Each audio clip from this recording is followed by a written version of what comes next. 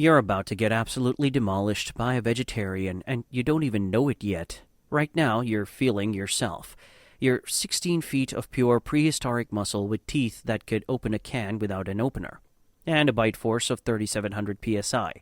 That's harder than a lion, harder than a tiger, harder than your ex when you forgot their birthday. You weigh 1,500 pounds of apex predator energy, and you've literally never lost a fight in your entire life. Spoiler alert, that's about to change in the most humiliating way possible.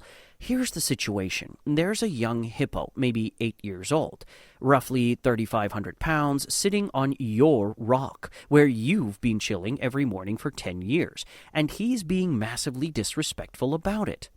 All week, this dude's been acting tough, splashing around, making noise, basically being the gym bro who grunts too loud while lifting. And here's the thing, he eats plants, literal grass, and salad. Meanwhile, you eat zebras that can run 40 miles per hour. You're basically a Navy SEAL, and he's a vegan yoga instructor, so obviously you decide to teach him some manners with a quick bite. In your defense, you've done this before with baby hippos and sick ones. The hippo equivalent of that kid who got picked last in gym class. But this one weighs as much as a Honda Civic, and your walnut-sized brain thinks fighting a car that's mad at you is a totally solid plan. You slip underwater like a scaly submarine, heart rate cruising at 9 beats per minute because you're cold-blooded and basically running on power saver mode. At 30 feet away, you're already imagining telling the story to the other crocodiles. Yeah, so I totally wrecked this hippo.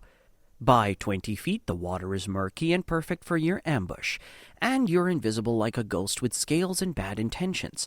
At 15 feet, you notice he's really big up close. His leg is thicker than your entire body, but whatever, probably fine. Your reptile brain whispers, "Hey, buddy, maybe we should reconsider this." But you tell it to shut up because you're committed now, and the other crocodiles might be watching. Fun fact, crocodiles have survived for 200 million years through ice ages and mass extinctions by being smart enough to avoid stupid fights. You're about to break 200 million years of tradition in the next 10 seconds. At 5 feet, you can see his skin is like 2 inches of pure leather, but it doesn't matter because you've got this. And at 3 feet, your jaws open wide with 68 teeth ready to prove you're the boss. And then you shoot up through the water like a missile with anger issues, and everything goes into slow motion. Because this is your moment. Your jaws slam shut on his leg with the force of a car crusher, and it feels exactly like biting a tractor tire stuffed with bricks. Your teeth barely penetrate a quarter inch. You've basically given a Honda Civic a paper cut. And then you feel him turn around with the speed of a dump truck drifting in Fast and Furious. Which shouldn't physically be possible, but here we are. His mouth opens to 150 degrees like someone unhinged a garage door, and inside are foot-long tusks of pure, I fight other hippos for fun energy, yellow and sharp and pointed directly at your face. You do the only thing you know, the death roll, your signature move that devastates buffalo and wildebeest and literally everything you've ever tried it on.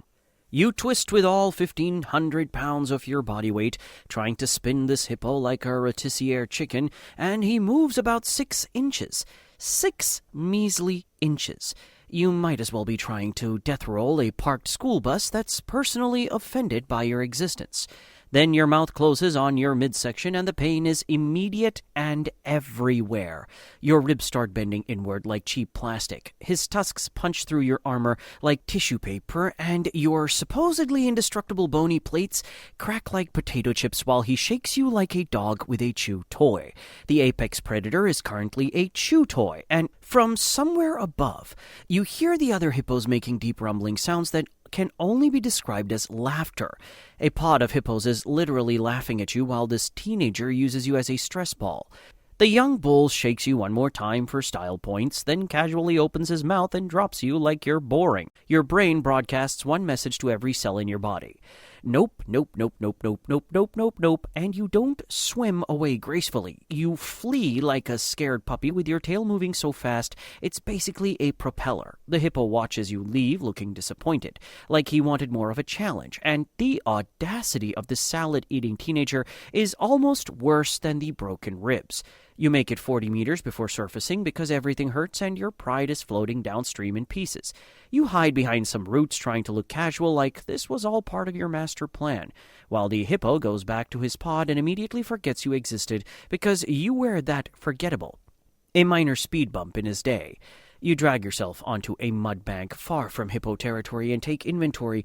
Ribs broken, pride destroyed, confidence in witness protection, and dignity has left the building. The puncture wounds are bad, and there's a bonus fun fact: hippos spray their own poop to mark territory.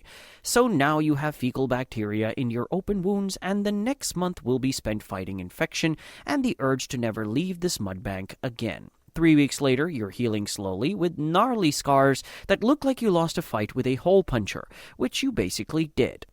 The young bull hippo is thriving. He beat up the dominant male, took over the pod, and now owns your old rock at a whopping 4,000 pounds of pure try-me energy. Here's what your broken ribs taught you. Hippos kill 500 people per year in Africa. More than lions, more than crocodiles, more than anything else. Because they don't kill for food. They kill because they wake up and choose violence every single day. They're vegetarians with anger issues who eat salad and commit murder, which is genuinely psychotic behavior. Your impressive 3,700 psi bite force means absolutely nothing when your opponent weighs twice as much and has 4 long tusks, kinda like bragging about your punching power to someone holding a baseball bat. These salad eaters can run 30 miles per hour on land and swim 8 miles per hour in water, faster than you. And male hippos fight each other for hours as a hobby, slashing with tusks and biting for fun. You try to intimidate something that practices violence as a sport, so no wonder he looked bored. 6 months later, you're chilling on your new rock, better view, fight me, when you witness the universe's sense of humor in action. A young 10-foot crocodile full of confidence and 0 brain cells is stalking the hippopod, and you could warn him, but some lessons require personal experience. The young croc attacks, gets a bite, attempts a death roll, and then Mama Hippo shows up. The river explodes exactly like you remember, splashing blood and a young crocodile learning about consequences in real time. He escapes barely and beaches himself near you, bleeding and broken, and you don't say anything because there are no words, just silent understanding. Welcome to the club, kid. There's no meetings, just trauma. Your old nemesis is crushing it at 4,500 pounds now, and sometimes you make eye contact across the river. There's no beef anymore, just mutual respect and a peace treaty signed in scars and common sense. You stay on your side, he stays on his side, and everyone lives to see another day. You're still an apex predator who wrecks wildebeests and runs the river. You just run a different part of the river now. The part without hippos. The part far from hippos.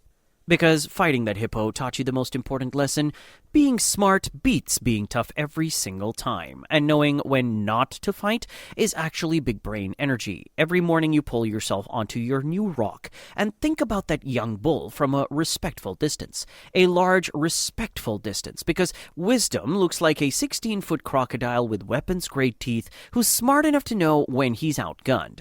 Here's the lesson. Sometimes being the baddest predator means knowing which fights to avoid. Also, hippos are psychotic. Never mess with them. And if they're on your rock, just find a new rock. Because rocks are free, but your life is not. Hippos kill about 500 humans yearly in Africa. They're herbivores, but extremely aggressive and territorial, weighing up to 9,000 pounds and running 30 miles per hour on land. Even the biggest Nile crocodiles avoid healthy adult hippos because they're basically nature's tanks with permanent anger management issues. Thanks for sticking around until the end, and if you enjoyed it, hit that like button and subscribe for more just like this. Also, don't forget to comment below who you would like to see fight next. Check out our previous video on how it feels to fight a gorilla as a chimpanzee, and I'll see you in the next one.